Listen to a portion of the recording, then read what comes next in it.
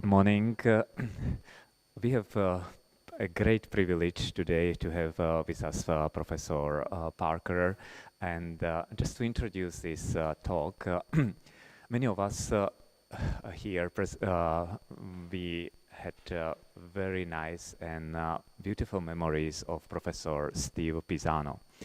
Steve PISANO was professor, rector, dean, superior, so he covered almost all the possible roles at the Pontifical Biblical Institute. And we remember him not only as a great administrator, but also as a very nice human being, as a good professor. And we are really grateful that every year we can remember what he had done for the Biblical Institute, and also that we are hoping that he is praying for us, all of us in heaven.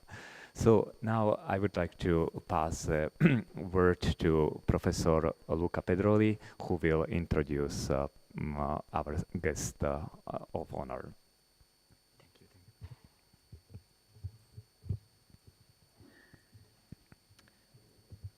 Good morning to those who are present here and to those who are following us in streaming. Welcome to the Stephen PISANO Memorial Lecture. As you know, this year we have the honor of guesting David Parker, Emeritus Professor of Digital Philology Department of Theology and Religion at the University of Birmingham, UK. With him, we have the pleasure of guesting his wife, Karen. Welcome. David Parker was a founder of the Institute for Textual Scholarship and Electronic Editing at the University of Birmingham, and is executive editor of the edition of John being made by the International Greek New Testament Project for the Novum Testamentum Graecum ECM, the Editio Critica Maior. He has been a partner in a number of projects developing digital tools and digital editions of manuscripts. His numerous publications include The Living Text of the Gospel, an introduction to the New Testament manuscripts and their texts, and Textual Scholarship and the Making of the New Testament. I have some copies here for those who would like to take a look. Thank you again, David, for being here today. It's with a great pleasure that we give you the floor. Welcome.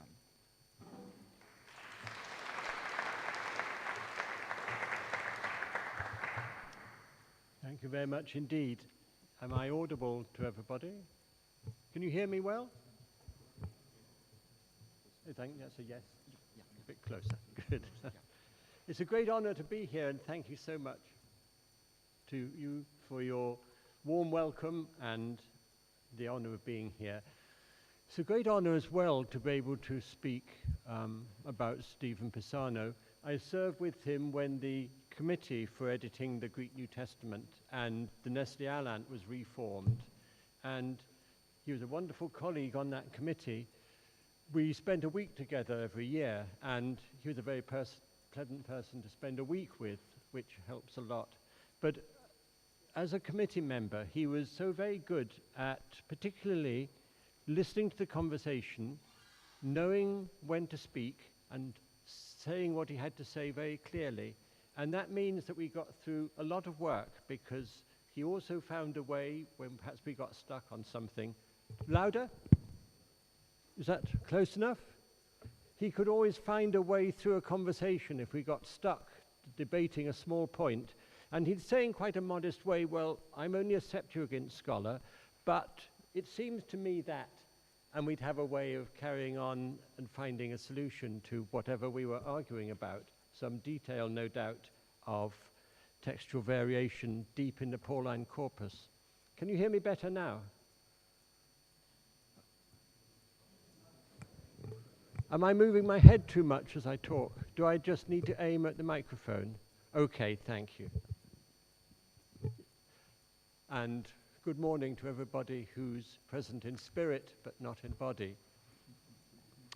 So I need to take my glasses off because I haven't got varifocals. So I apologize that you become slightly blurred, but I think you'd rather that I saw my text clearly. So my title is Textual Variation and the Formation and Theology of John's Gospel.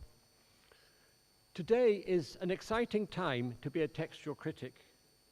The last century, the 20th century, saw the discovery of many new copies.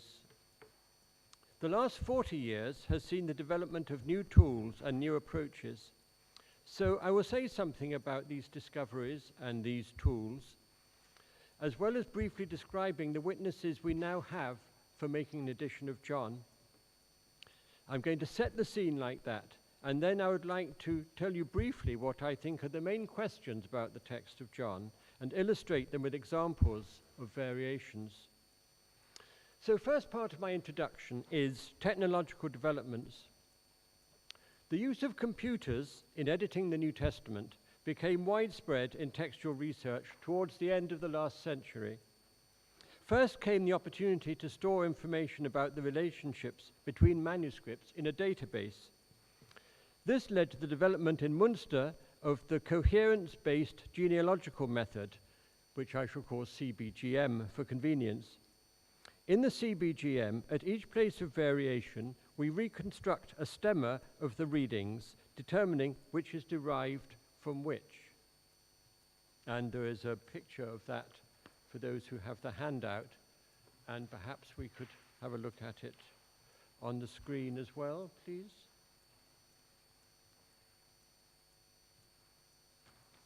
So, yep, the local stemma. This is called a local stemma. You can see in color there's a blue circle. At the top there is the evidence for the reading. It's in John 2:22.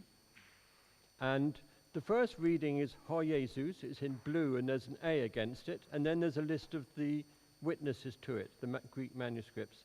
Then there is reading B, reading C, D in yellow and E in orange. Now we decide the relationship between those and make this local stemma. And if you look at the bottom, you'll see A, which in fact is the reading of the Nestle text, and which at the moment, as the starting point, we are assuming is the oldest form of text. And B, C, and E, we decide, are all derived from A. That is, B is Jesus without the article in one manuscript. C, for some reason, somebody wrote Ho Kurios instead of Ho Jesus. And then in E, a group add autois before Ho Jesus. And then D is a witness reading just autois.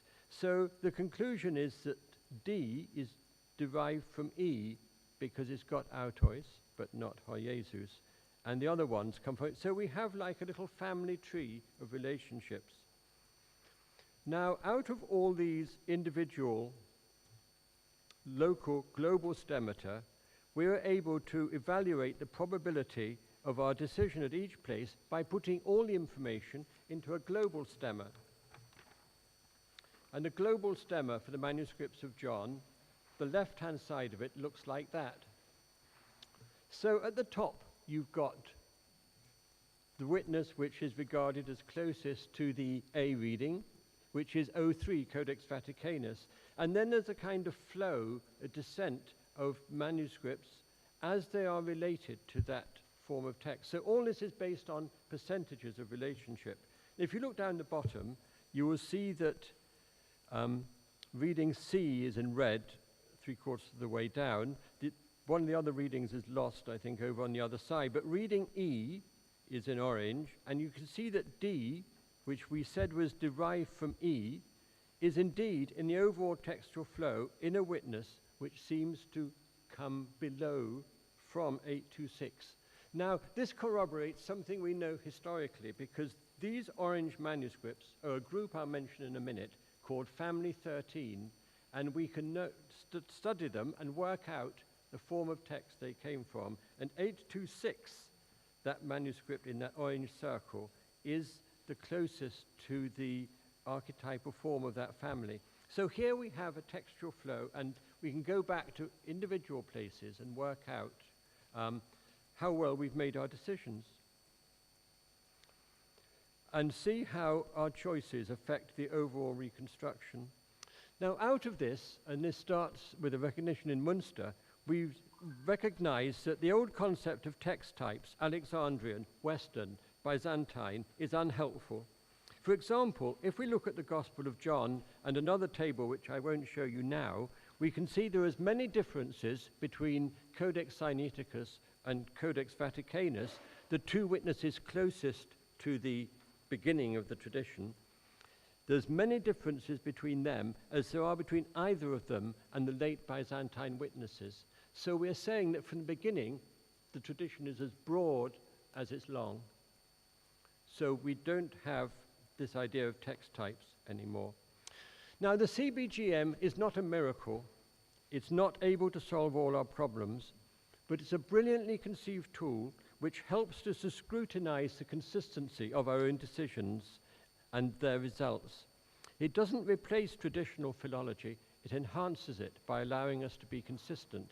And crucially, it allows us to know when two manuscripts might agree in a reading, but if they're at different ends of the textual flow, that's coincidence. The same error is likely to have arisen sometimes twice, sometimes a dozen times in a complicated verse of John, because it was easy to miss out an article or something like that. This is one use of digital technology, but equally important are new tools and workflows for making editions. From the late 90s, the development of Peter Robinson's Collate program. Peter designed it to edit the Canterbury Tales by Geoffrey Chaucer, late medieval English poems.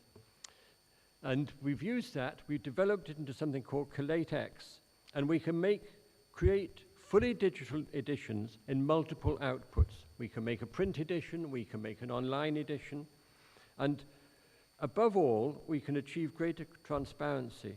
In a digital edition, users can see our decisions, but they can also see the steps we took to reach them. So it's more scientific, and they can follow those steps and decide how consistent we've been, look for places where we've made a misstep. Databases also allow us to select the witnesses for our edition on the basis of full sets of data. In the past, manuscripts were chosen for editions because usually they were in well-known libraries. If you look at the lists of its manuscripts, it starts in the Vatican and Oxford, Cambridge, big collections, and people got to know them, and then they look at a manuscript and say, oh, that's an interesting reading, I'm going to put that in my edition.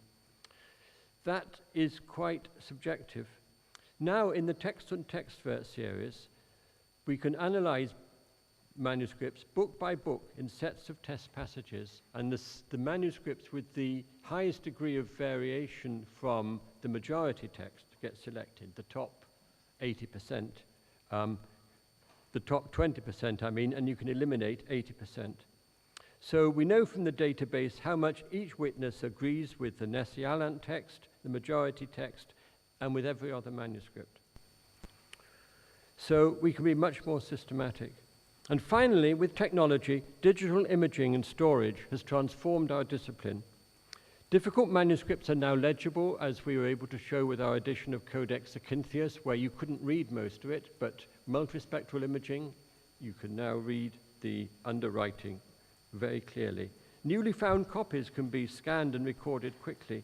And above all, scanned microfilm and new images on the web give a global audience direct access to the primary documents. So until 10 years ago, if you wanted to look properly at Codex Vaticanus, you had to come to the Vatican. Now, wherever you are in the world, you can go online and you can see images often clearer than if you're looking at the manuscript. So wherever you are in the world, you can be a textual critic. And that's really exciting. So what about editing John? What are all these materials for us?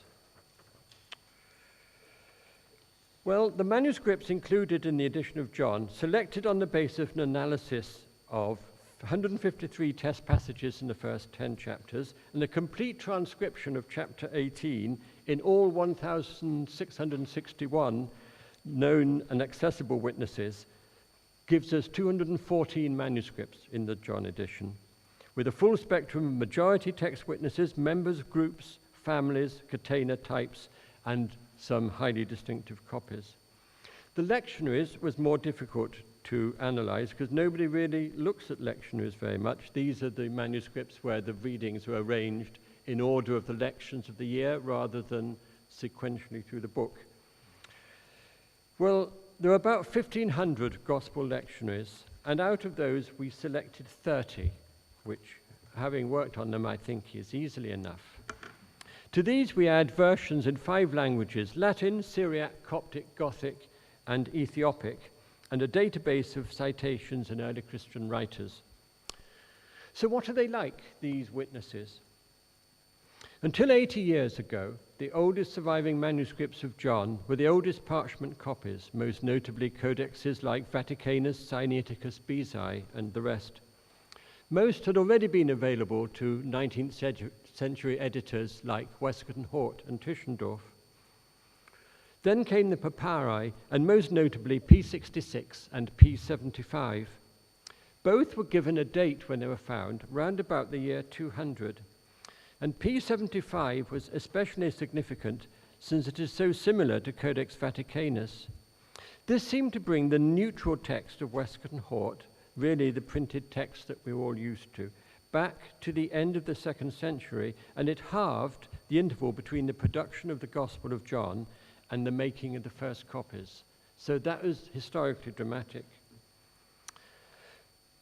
The conclusion seemed to strengthen the case for the critical text, and one of the most famous works on this is by a former rector, the great Carlo Maria Martini, and it's an honor to speak here because of his presence as well. And he wrote a book on Luke, which is a fascinating study of the relationship between P75 and Codex Vaticanus, and how often I've regretted working on John, that he didn't carry on his work on John.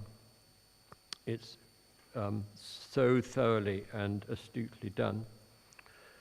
But is it all it has seemed? Have we been too hasty? The Australian papyrologist Brent Nongbury certainly thinks so. He argues that papyri should only be dated by comparison with dated manuscripts, and shows that this has not been done with regard to P66 and P75. A thorough and compelling analysis has led him to conclude that the dated models to which they are closest are of 4th century date, no older than Vaticanus or Sinaiticus. So we'll find we are back in the same situation as our 19th century forebears. Our oldest witnesses date to the 4th century, and the gap between them and the making of the gospel is as great as ever. In 1989, I was working in Milan, and I plucked my courage slightly, and I wrote to Cardinal Martini and said, may I come and visit you and talk to you about my work on Codex Bezae? So he said, yeah, come. So I went along, and we spoke for half an hour, and he asked me interesting questions. I said to him, what would you be doing now if you were not Cardinal Archbishop of Milan and had wanted to do some research? He said, I would be exploring the gap between the production of the Gospel of the Gospels and P75, our oldest witnesses. So for him, that was where the question marks lay. Equally important is the growing recognition that the Byzantine text cannot be dismissed as corrupt and degenerate. If you read what Hort writes in his introduction, there's almost something disparaging of Byzantine culture in it. But if you look at it, the scribes and readers of Byzantium continued to preserve ancient forms of text right down to the 15th century. And indeed, the very concept of a unified Byzantine text must be abandoned. There are many places in John where they disagree with each other. You have the later tradition split between 2, 3, or even more readings. If we look at the 2 main families of John, Family 1 and Family 13, we see fascinating things. A family is a set of manuscripts so closely related that you can reconstruct the text of the manuscript from which they're derived. All these manuscripts of these families date from the Byzantine period, but preserve readings of older copies, and they span the centuries. The oldest member of Family 1 dates the 9th century. The youngest member of Family 13 was copied in England in the 1460s or 70s. At no point did a single form of John or of any gospel drive out all others. On the contrary, down to the invention, the beginning of printed copies, differing wordings were known and used. So, moving on through my preamble, what is textual criticism? More dramatic changes have appeared here in the nature of the discipline and its significance in historical and exegetical research. The traditional role of textual criticism was as the lower criticism. It had the task of gathering information about the variant readings, applying certain principles, and producing a definitive text of whatever work it was, Shakespeare, the Bible, whatever work you choose. This definitive text was then handed over with obeisances by the textual critics to the higher criticism, the linguistic, the historical research, the exegesis, and the theological debate around the text. To the philologists, the textual critics' task was done, and all the textual variation that had been sifted through was discarded debris of no interest to anybody else apart from the textual critics who liked delving around in the dirt. And somebody said to Neville Birdsall that he was glad there were textual critics, but it was like the people who cleared the drains. You're glad they're there, but you wouldn't want to do it yourself. But is that all that textual criticism is? The last 30 or so years has seen the birth of what has been described as the new philology, in which acceptance and description of the variation between extant copies is emphasized against the all-consuming goal of the reconstructed text. I found quite recently that I've been credited with a role in the development of this new philology. I didn't ever think there was a thing called new philology until I read about it, but so there is, partly on the basis of my book, The Living Text of the Gospels, and partly because of my later work, both theoretical and in making editions of manuscripts. At this point, when I read the paper to my colleagues in Birmingham, I talked about a number of things, but they said, no, David, just talk about yourself. So with apologies for other people who've been interested in that, I'm going to talk about my theories for a little bit. So, in the living text of the Gospels, I explored a number of passages to illustrate the argument that, and I quote myself, the sum total of all that we have received from the tradition, written and oral, is a part of the way in which we build up our interpretations. The theory starts with the indisputable fact that sayings of Jesus are preserved in the manuscripts in differing and sometimes contradictory forms. We are used to the idea that the Gospels differ, and we write about that a lot, but we have paid too little attention to the way in which the copies of the Gospels also differ. So rather than having perhaps 3 forms of a saying of Jesus, if you look at the differences in between the manuscripts of the Gospels, you might have a dozen forms of sayings of Jesus.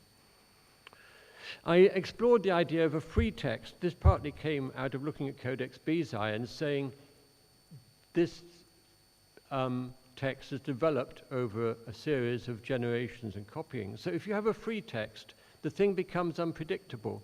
We don't know what other free forms of text there are, and we don't know what other apparently fixed forms of text might be other free texts which got codified. I was delighted when, for me at least, my theories were borne out with the discovery of Papyrus of Acts, which in some ways is very like Codex Bezae, and in some ways is very different. So it's not like the printed text you have. It's not like Codex Bezae. It's another free text of the Acts of the Apostles. So these differences, turning back to the Gospels, I argue, reveal that to those who first passed on the tradition, it was more important to preserve what they believed to be the meaning of Jesus' words than the verbatim reproduction. If you like, they were interested in the spirit of the sayings of Jesus more than the letter, to borrow an obviously Pauline phrase. So you could look at it differently and say the debate about the meaning of sayings of Jesus was reflected actually in the copying of the wording of the sayings of Jesus rather than put in a separate place of commentary. This led to some people saying, David Parker doesn't say that there is an original text, and that may be so. These developments lead me to suggest that the purpose of making a critical edition, so this is coming back from there, so if you have these theories and then you start editing John, you have to say, what are you doing? You're suddenly trying to create a fixed text of John when you say that the text is free. Well, what are we doing making a critical edition of John? We're putting into order the various wordings in which the text existed during its life as a handwritten work, and we're illustrating the relationship between them. The critical text is necessary to this as an ordering principle. If you like, it's the pegs on which you can hang the variant readings.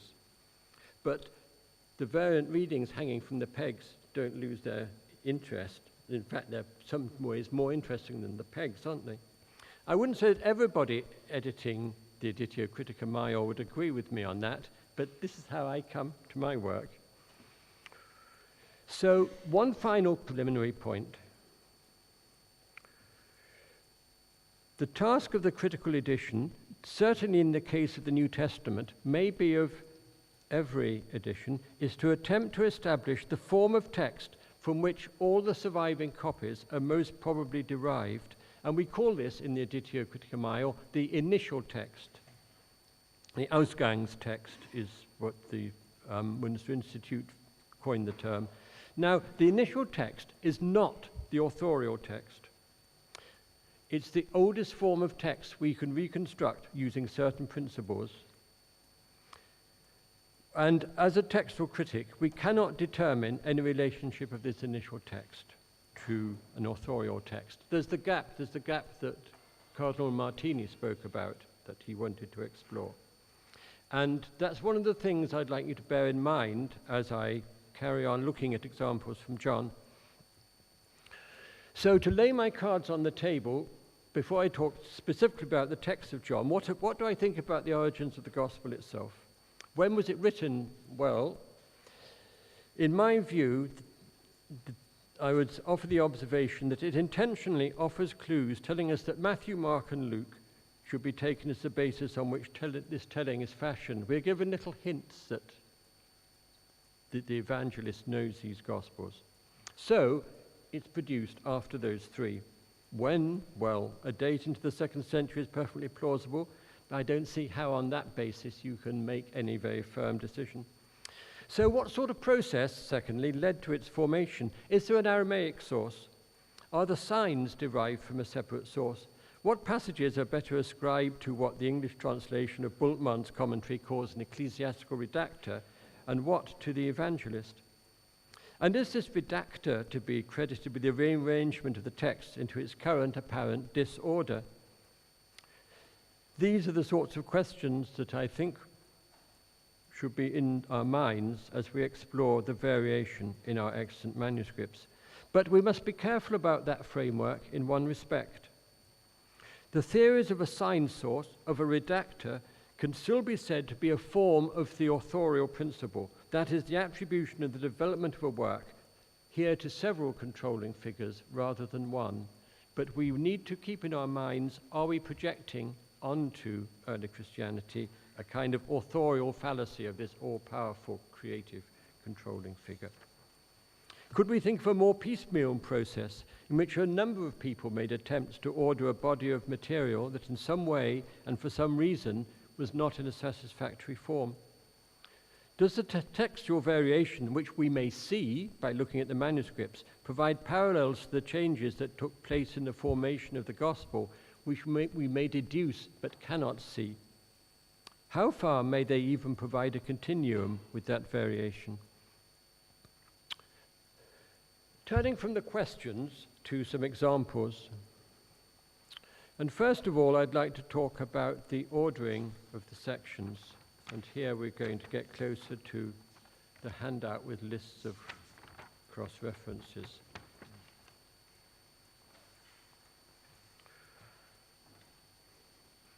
I start this section with Barnabas Linders' observation that every episode in the Gospel of John tells the same story.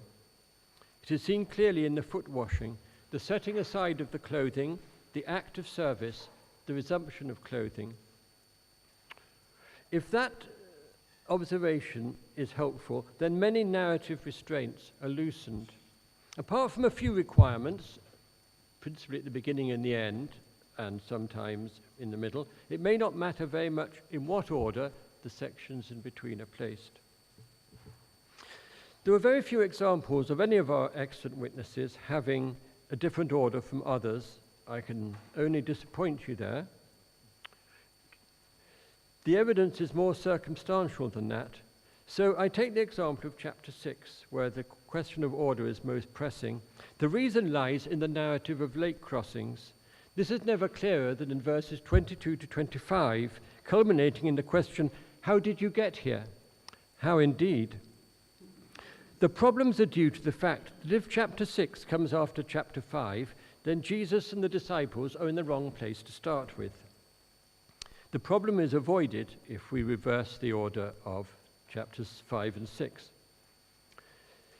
Given the degree of confusion, there is a striking absence of attempts to revise this passage to make sense of it, and only at verse 22, I think, do we have a reading which may be dealing with the problem of the disorder, where many witnesses explain further the reference to only a single boat being available, with the words, the one into which his disciples embarked. That's on the handout. 454 follows on to 6:1, so you have Judaean eistin Galilean, and then 6:1, metatauta apeilten ho Jesus.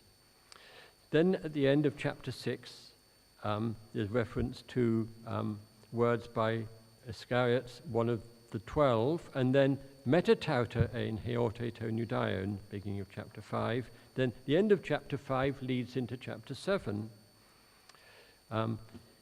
If you don't believe those words, how will you believe mine?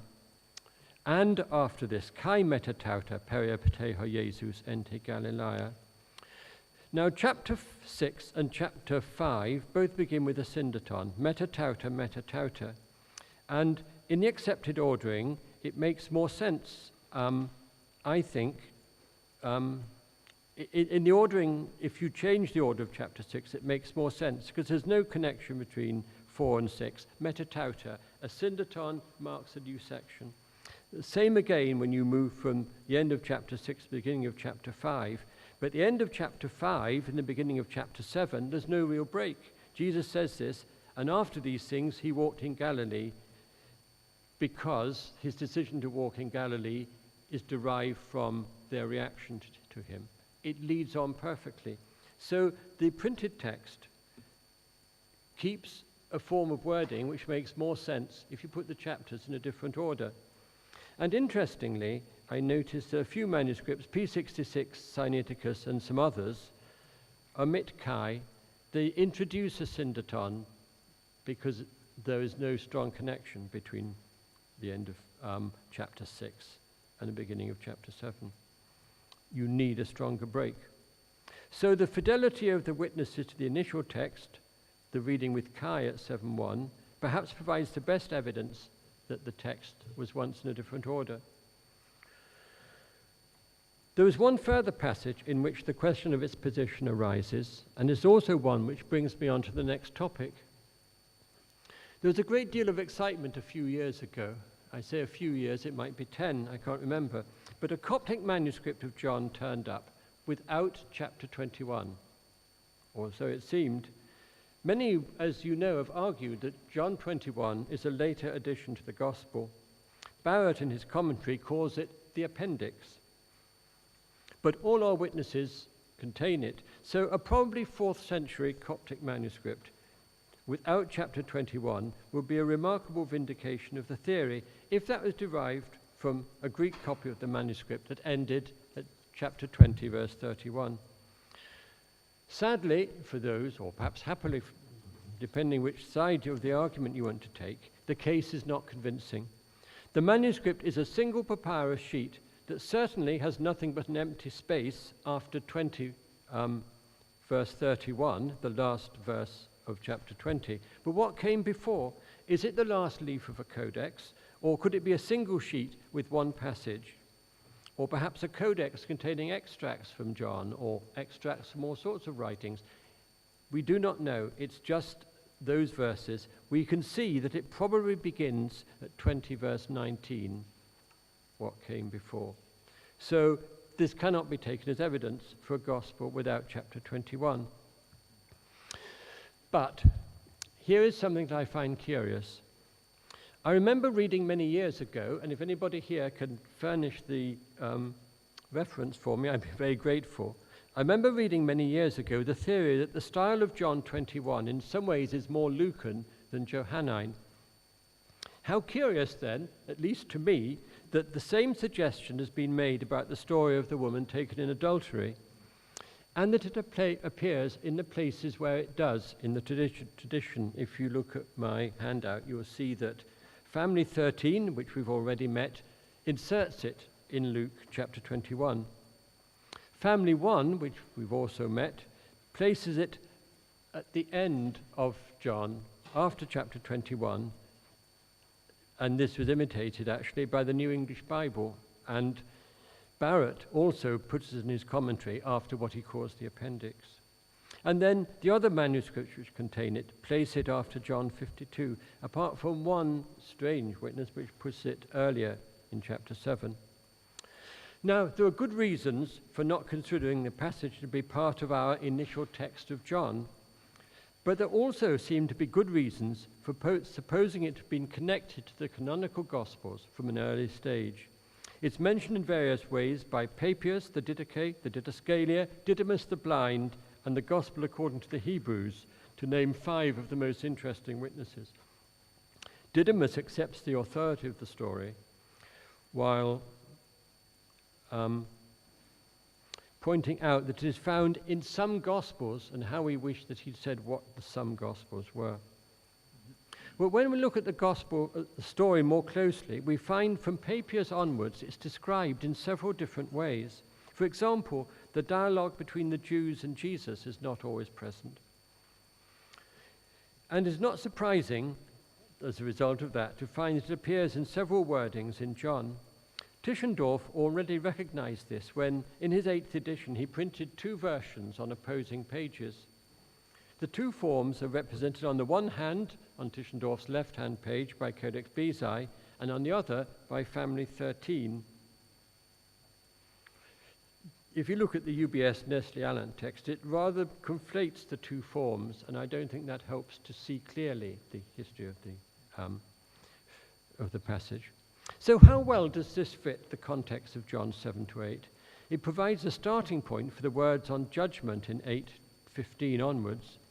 On the other hand, there's no strong connection with Jesus' words, I am the light of the world, in 8:12.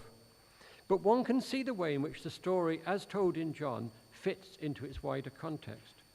It's not simply a random story added from elsewhere, but one retold in a way that fits the context, even if its stylistic details we call the synoptics.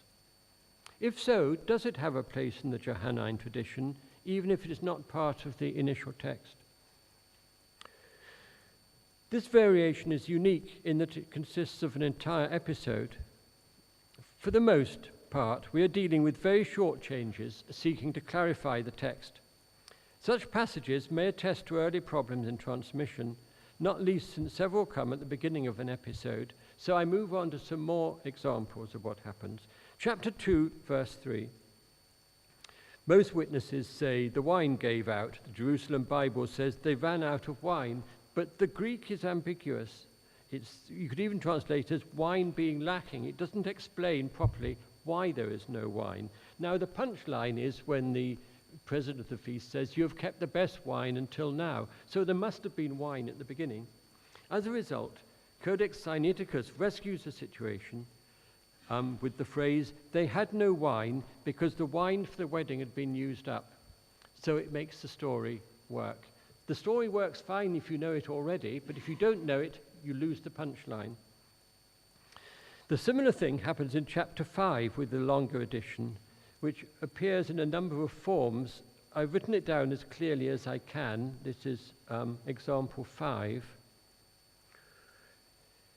And my study of the material suggests to me that there are several separate explanations at the beginning of this passage to explain problems with it that were later merged. The first simply reads, awaiting the troubling of the water, the movement of the water. This version is found just in Codex Bezae and the supplement to the Freer Gospels, two important early witnesses. The other editions are found indirectly as separate editions because there are in witnesses that have these words and some or all of them. The second edition explains how the water was troubled, perhaps with a brief wording, for the angel of the Lord coming down troubled the water. A longer version is found in the Hakluyt Syriac and the Ethiopic. The angel of the Lord at the due season came down, washed in the pool and troubled the water. Finally, we have a reworking of this with a further clarification that explains the main problem with the story as originally told, that the man cannot reach the pool in time, and the words are, whoever gets there first after the troubling of the water was healed, and so only one person at a time could be healed. So the development of these explanations is interesting in several ways. First of all, it provides a vivid commentary on the difficulties experienced by early readers, ones which we share. At the same time, the temptation, if that's the right word, to add explanations seems to have grown rather slowly, and the hardest problem is addressed last. So the story, I suggest, makes sense without the additions if you know it already and can fill in the gaps. It's a story that somebody might know, and you wouldn't ask the question, why can't he get to the water? What's the problem? Until you've heard it for the first time, and then you need to change it. Other additions intended to clarify the story are 750, which cross-references Nicodemus' earlier meeting with Jesus. This is in item 6 on the handout. 10:13, dealing with an awkwardly constructed sentence. 11:17, clarifying where Jesus is. 14:1, telling us who Jesus is speaking to. 20:16, an interesting one, Jesus' instruction to Mary not to touch him seems to require her trying to do so, and that's added in. In a particular category linked to this are synoptic highlightings. At 8:59, some witnesses add Luke 4:30 to emphasize the parallel between the two stories. At 18:11, some quote Matthew 26:52, those who take the sword shall die by the sword, the story of the high priest's servant. At 19:29, metacholes is added from Matthew 26:34 in 038, family 13, and a few other witnesses. And 038 also provides kalamos, a reed, from the same source.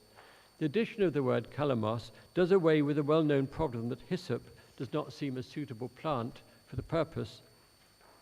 Has metacholes followed it or suggested it, or are these separate developments?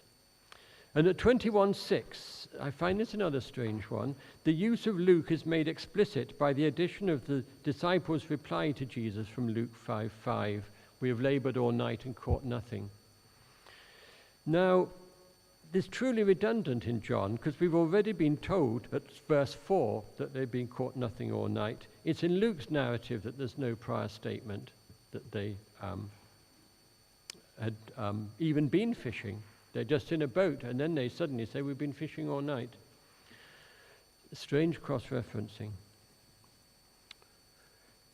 between the Gospels. So I come now into another field of cross-references, and that is within the Gospel of John. It's very common to find variants where a copyist has been influenced, perhaps unconsciously, by similar wording in the immediate context. You think of the repetition of John, it's easy to have like, I am in the Father and the Father in me, references to the Son and the Father. You can get lost slightly, and as an editor, you can get lost exactly where you are with the different versions, I can assure you. More remote passages, though, are less likely to be accidental. The example of 7:27 indicates the difficulty. Most witnesses read, Hode Christos hotan erchetai, udes gnoske pothen estin. Sinaiticus expands this. The Christ, when he comes, will not do more signs, or when he comes, nobody knows where he is from. Now the words hotan elthe me pliana semea poese come from verse 31. But the word a suggests an alternative. It's, in English is or. It's this reading or that reading, which was then revised with various small changes. So the corrector even of Codex Sinaiticus, known as CA, seems to have added a de before Christos and changed elthe to erketai, and then deleted the superfluous words. At the other end of the spectrum, a few manuscripts have been confused by the repetition of pothen estin and omitted the whole sentence. Is all this confusion?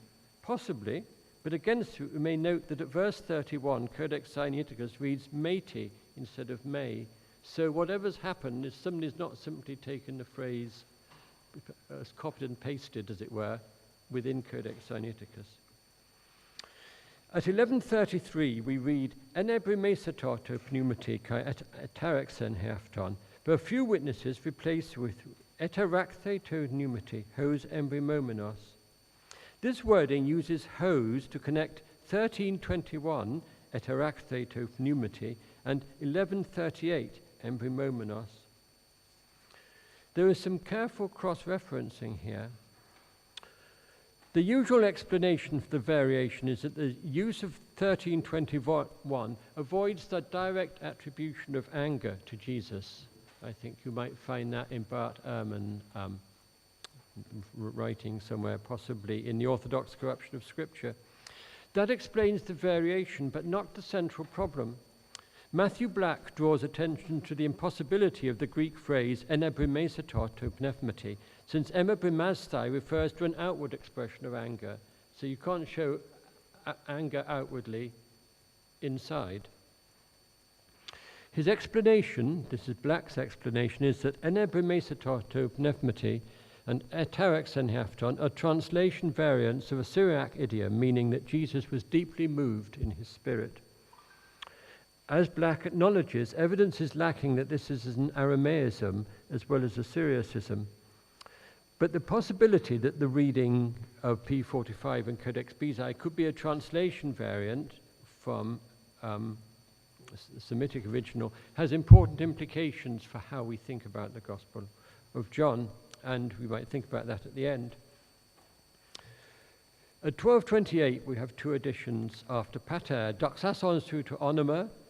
Codex Bezae takes a phrase from 1705, and two lectionaries add something from 1701.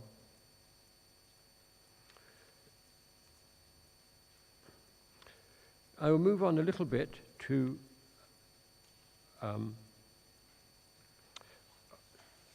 repeat that in a work as repetitive as parts of John are, it's easy for copyists to get confused.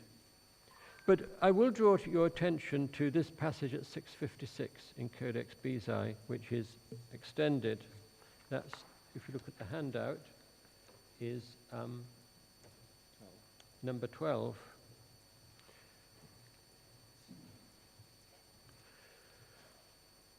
So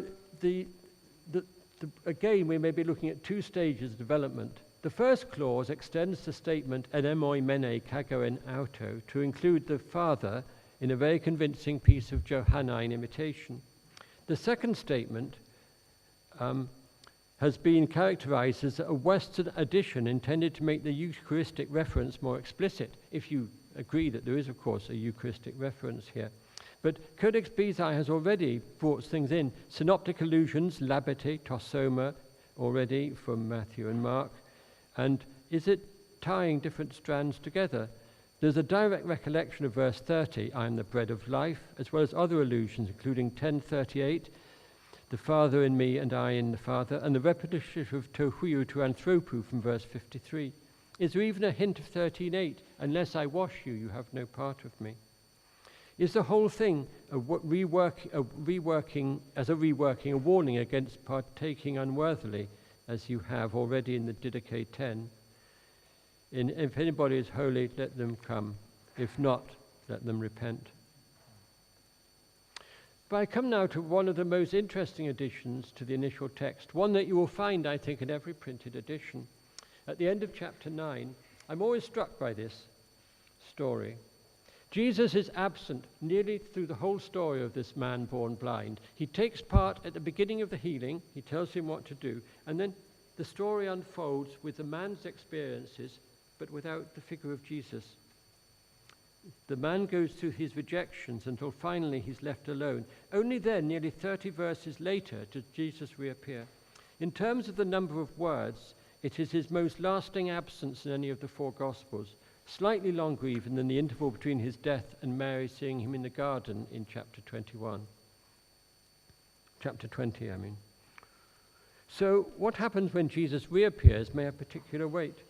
He asks him whether he believes in the Son of Man. The man then asks who this person might be, and Jesus discloses himself. According to most of the tradition, we then have the following words. He said, "I believe, Lord," and worshipped him. And Jesus said.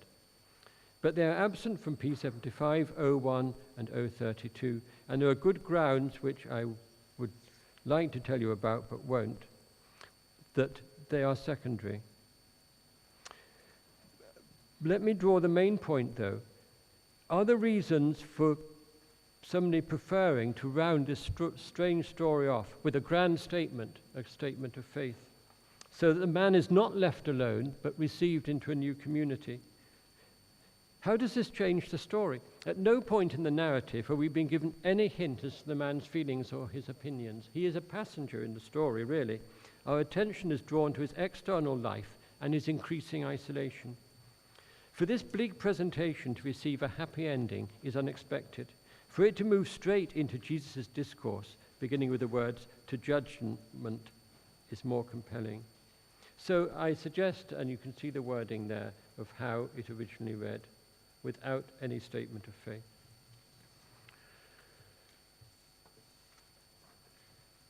One last example, which is to do with interpretive variation. There are so many I could take, but I take one which I've thought about most so far, and it's a particularly Johannine problem, namely the uncertainty surrounding the wording of chapter 1, verse 19, and the only begotten Son, only begotten God. For me, the starting point of the debate is at chapter 5, verse 44, where the majority of witnesses read, "Tein para tu monu theou." But we have several variations, P66, P75, 03, 032, important early witnesses, as well as some Latin and Coptic versions and citations. Read, "Tein para tu monu," without theou. And then 022, important early manuscript, and a later manuscript, read, "Tein para tu monogonous theou," giving you a cross-reference to 119. The tension here rests on the reading supported by P66, "Tein para tu monu." If you look at Metzger's textual commentary, he will find that he dismisses the reading on the grounds that it is caused by transcriptional oversight, the nomen sacrum being omitted in the repetition of the letters omicron upsilon. So if you wrote theou as a copyist, you would write theta and upsilon with a line over the top. So what you'd have would be tein para tu monu theta upsilon. So the argument is that scribes got confused with that repetition and missed out theou. But if that were the case, it would seem strange that the only Greek manuscripts to make this error of omission were those with the initial text as their most likely ancestor. But that is actually the case if you look back at the textual flow diagram I gave you at the beginning. The full data in text and textvert, where every known witness has been consulted to see what it's reading, is this. There are only two other witnesses, two obscure minuscules that omit theou.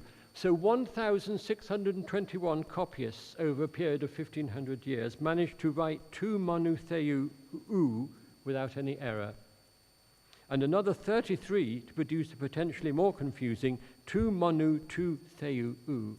So it's nonsense to say that they got confused and the repetition of letters and the omicron upsilon after the theou led to confusion. No, most scribes got it right by a ratio of 1,621 to 6, if that's a ratio. You tell me what the ratio is at the end, please. So it cannot be an argument from error. Rather, we should suppose that a somewhat elliptic reference to the one has been clarified by the obvious supplement. The meaning of the reading ten para tu manu is not difficult. The comparison is between glory received from one another and glory received from the single source. One might understand this even if you add theou, but you don't need theou to understand the meaning. If we accept manu as preferable, then we begin to find a way into understanding the variation back in chapter 1. The usual variation is the choice between God and Son, the only begotten God, the only begotten Son. The arguments in favor of only begotten God as the harder reading have been widely discussed, and I won't repeat them. If the choice is only between these two readings, then the arguments advanced in favor of theos are supported by the textual flow. Support for huios shows it to be secondary. If this were the only possibility, then theos would stand. But there is a third possibility for which we have patristic testimony, the reading monogenes without either theos or huios, as it has already appeared without variation in verse 14. Now, the evidence from the patristic tradition divides into three categories, and you can't expect the writers to support one of them. So some writers support two or even three of these. First, some of them support the reading monogenes without anything added. And these are citations in John Chrysostom, Origen, Cyril of Jerusalem, and some other writings, along with some Latin and Syriac writers. The second category is of writers who sometimes use theos, sometimes use huios. Basil of Caesarea, Irenaeus at the very beginning of the tradition, Chrysostom, Clement of Alexandria, Cyril of Alexandria, Didymus, Eusebius of Caesarea, Gregory of Nyssa. Thirdly, and I find this the most interesting category in a way, the phrase is also cited with other substantives than theos or huios. Three writers supply logos, the monogenes logos: Clement of Alexandria, Cyril of Alexandria, and Procopius of Gaza. Chrysostom supplies pais, homogenes pais. Hold that in your mind for a moment. But also significant for the current arguments is evidence of the three writers, provide a hint of 544 in their use of 118. Cyril of Jerusalem writes homogenes demonos. Didymus the blind concludes a longer use of the verse with kai monos autos este monogenes. Finally, Athanasius concludes a point with dia tutor gar kai monogenes este, kai monos entos kolpois tu patros este. The argument is, if we take the small number of citations without any noun, along with the writers who easily cite either, and those who supply other glosses on monogenes, the most logical explanation is that monogenes was also written without an explanatory noun. Having reached this conclusion on my own, it's one of those nice occasions, I suddenly realized I was not the first. Semler proposed it as the preferable text back in 1766. And Bultmann also notes Lagrange, Bousset, and Hirsch as advocates. So, of the possible qualifications of monogenes, the existing variation in the Greek copies shows that two were adopted into the text. That the rarest form of all, the omission, is not attested by a surviving manuscript is not especially surprising, given the small number to have survived. So my conclusion is that monogenes is to be preferred, and if I can convince my fellow editors, it will appear in the Editio Maior. Wish me luck. My conclusions. Let me offer some general points on the way in which we receive John. The established view of the tradition, perhaps of any text, certainly of the John, for example, it is in the shape of an hourglass. The material of which it is formed begins as sources, traditions, conversations, reflections. These are slowly refined into a single mind until the material narrows to the width of a grain of sand, the moment in time at which the work is created, once and for all. Thereafter, the tradition spreads out again into a host of variant readings, translations, commentaries, readings, and rereadings. That grain of sand in the neck of the hourglass is based on the concept of the all-controlling author and the published work. But can we think of the tradition in other ways? Is it shaped like an hourglass at all? Could it be more like a sieve? If you use a sieve, most of the material passes through the middle of the sieve. Some gets on the outside of the sieve. Some, you find, doesn't even get into the bowl underneath into which you're trying to shake it. And is that a better way of imagining John?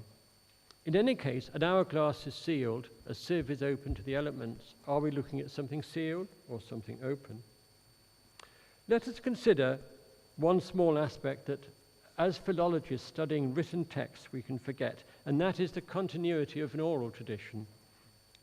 We have seen a number of places where additions have been added to John, which may explain problems in a story that is because the telling assumed prior knowledge of the details, and they then needed to be explained. And that there are several places where this happened a number of times. So, how do we class these interpretations, these explanations? Are they the product of literary reflection? Are they supplements from oral tellings?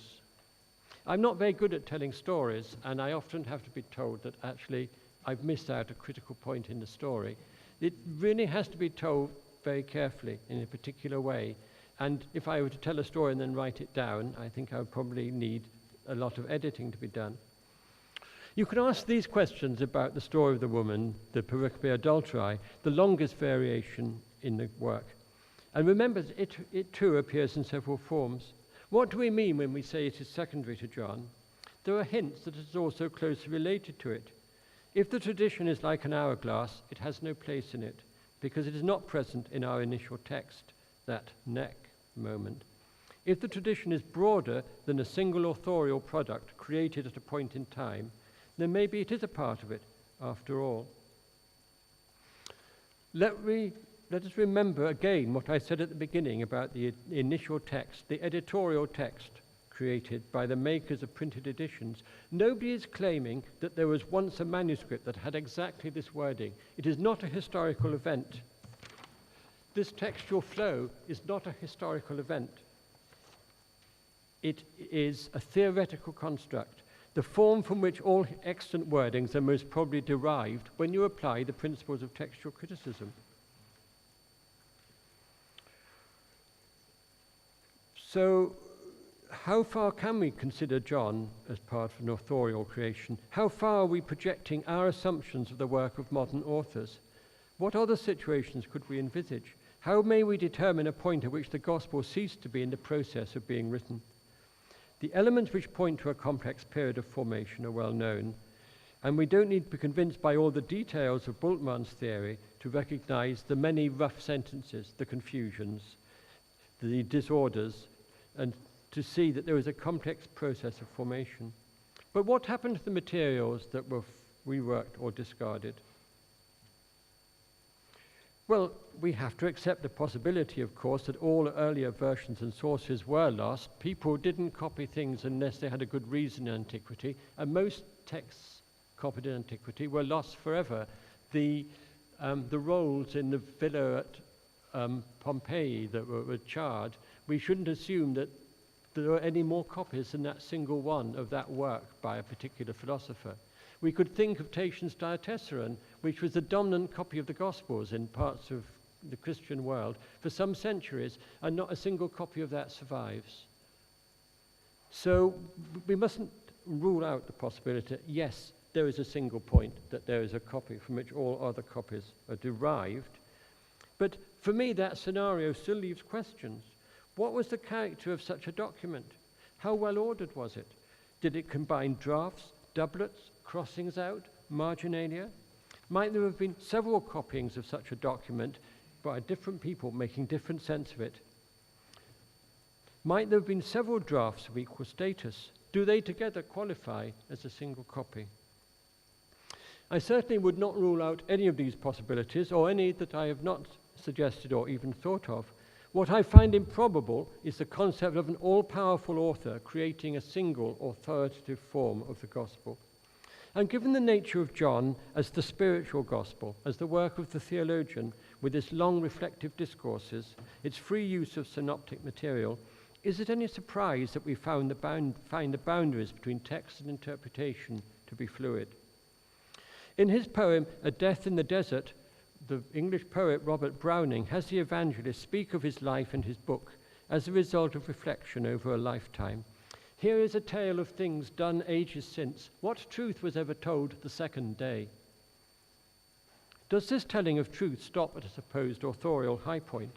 Does what we suspect of the lost formative period meet with the observed process of change in the surviving tradition to suggest that John is a richer text than that? Dare we acknowledge the value of the initial text for practical purposes, yet recognize all the varieties of readings as part of the Gospel of John? Thank you. Thank you.